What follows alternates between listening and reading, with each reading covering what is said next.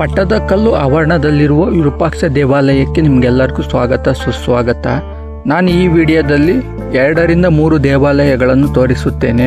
ಅದಕ್ಕಿಂತ ಮೊದಲು first time ನಮ್ಮ ಚಾನಲ್ ನೋಡ್ತಾ ಇದ್ದರೆ ಫಾಲೋ ಮಾಡಿ, ಲೈಕು ಮತ್ತು ಶೇರ್ ಮಾಡಿ. ಚಾಲುಕ್ಯ ದೊರೆ 2ನೇ ವಿಕ್ರಮಾದಿತ್ಯ ಕ್ರಿಸ್ತಶಕ 733ರಿಂದ 745. ಪಟ್ಟದ ರಾಣಿ ಲೋಕಮಹಾದೇವಿ ಕ್ರಿಸ್ತಶಕ 740ರ ಸುಮಾರಿಗೆ ಈ ದೇವಾಲಯವನ್ನು ಕಟ್ಟಿಸಿದಳು. ಚಾಲುಕ್ಯ ಸಹಜ ವೈರಿಗಳಾದ ಕಂಚಿಯ ಪಲ್ಲವರ ಮೇಲೆ ವಿಕ್ರಮಾದಿತ್ಯನು ಸಾಧಿಸಿದ ವಿಜಯದ ಸ್ಮಾರಕ ಈ ಮಂದಿರ ಎಂದು ಪ್ರಚಲಿತ ಅಭಿಪ್ರಾಯವಾಗಿದೆ. ಜೊತೆಗೆ ಕಂಚಿಯ ವಿಜಯದ ಕಾಲದಲ್ಲಿ ಅಲ್ಲಿನ ಕೈಲಾಸನಾಥ ದೇವಾಲಯದ ಭವ್ಯತೆಯನ್ನು ಕಂಡು ಪ್ರಭಾವಿತನಾದ ವಿಕ್ರಮಾದಿತ್ಯನು ಈ ದೇವಾಲಯದ ನಿರ್ಮಾಣ ಕಾರ್ಯವನ್ನು ಪ್ರಸಿದ್ಧ ವಾಸ್ತುಶಿಲ್ಪಿಗಳಾದ ಅನಿವಾರಿತಾಚಾರಿಗುಂಡ ಹಾಗೂ ಸರ್ವಸಿದ್ಧ ಆಚಾರ್ಯರಿಗೆ ವಹಿಸಿದ್ದನು.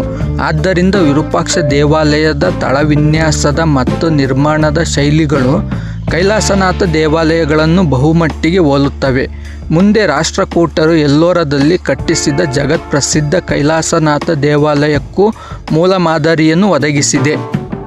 ಶಾಸನದಲ್ಲಿ ಲೋಕೇಶ್ವರ ಮಹಾಶೈಲಿ ಪ್ರಸಾದ ಎಂದು ಉಲ್ಲೇಖಿಸಲ್ಪಟ್ಟ ಈ ದೇವಾಲಯದ ತಳವಿನ್ಯಾಸದಲ್ಲಿ ಪ್ರದಕ್ಷಿಣೆ ಪಥದಿಂದ ಆವೃತವಾದ ಗರ್ಭಗೃಹ ಒಳಗೊಂಡಿದೆ.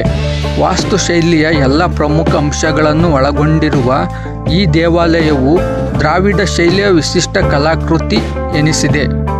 ಬಾದಾಮಿ ಚಾಲುಕ್ಯರ ಶೈಲಿಯ ಧಾರ್ಮಿಕ, ಸಾಮಾಜಿಕ ಹಾಗೂ ಪೌರಾಣಿಕ ಚಿತ್ರಗಳು ಅತ್ಯುತ್ತಮ ಶಿಲ್ಪಗಳನ್ನು ಹೊಂದಿರುವ ಈ ದೇವಾಲಯವು ನಿಜಕ್ಕೂ ಒಂದು ಅಪೂರ್ವ ಶಿಲ್ಪಗಾರ. ಈ ದೇವಾಲಯದ ಭಿತ್ತಿ ಹಾಗೂ ಪ್ರವೇಶ ದ್ವಾರದ ಮೇಲೆ ಬರೆದಿರುವ ಶಾಸನಗಳಲ್ಲಿ ಇದರ ನಿರ್ಮಾಣದಲ್ಲಿ ಪ್ರಮುಖ ಪಾತ್ರ ವಹಿಸಿದವರ ಸನ್ಮಾನ, ದೇವಾಲಯಕ್ಕೆ ಕೊಟ್ಟ ದಾನ, ಧರ್ಮ ಮತ್ತಿತರ ಅಮೂಲ್ಯ ವಿವರಗಳಿವೆ. ದುಷ್ಟಕರ ಸಂಗತಿ ಏನೆಂದರೆ ಎಲ್ಲ ಕೆತ್ತನೆಗಳಿಗೆ ಹಾಳು ಮಾಡಿದ್ದಾರೆ. ಒಂದ್ರ ಕೈ ಇದ್ರೆ ಕಾಲಿರಲ್ಲ, ಕಾಲಿದ್ರೆ ತಲಿರಲ್ಲ, ತಲಿದ್ರೆ ಮೂಗಿರಲ್ಲ, ಮೂಗಿದ್ರೆ ಹೊಟ್ಟೆ ಇರಲ್ಲ.